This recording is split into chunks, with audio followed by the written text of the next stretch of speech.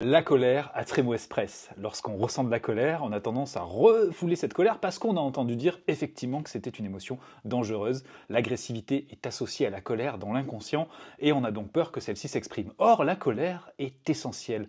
D'ailleurs, toutes les émotions le sont, elles sont utiles, elles nous permettent de nous adapter à notre environnement et la colère est là pour nous permettre d'échapper à des dangers, d'avoir suffisamment d'énergie pour courir ou encore pour se battre ou bien pour surmonter des obstacles. Cette colère est donc notre ami. Et c'est l'histoire qu'il est essentiel de raconter aux enfants, mais avant cela, de s'adresser à nous-mêmes, parce que peut-être que quand nous étions enfants, nous avons compris que la colère était un danger, et nous avons appris à la refouler, sauf qu'elle ne peut pas se refouler ad vitam aeternam, à un moment, elle sort, elle explose.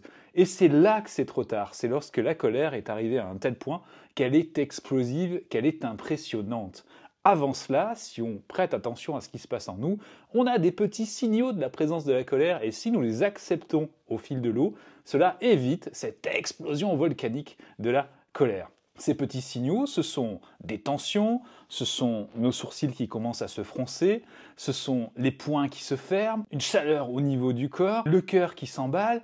Si nous prêtons attention à ces sensations, il y a de fortes chances que la colère ne nous déborde pas. C'est valable pour les adultes et c'est valable pour les enfants à mesure que leur cerveau va se développer et qu'ils auront, pour exemple, des adultes qui parviennent à être sensibles aux premiers signaux de présence de la colère, qui impliquent qu'un besoin n'est plus satisfait, et qui arrivent à la réguler.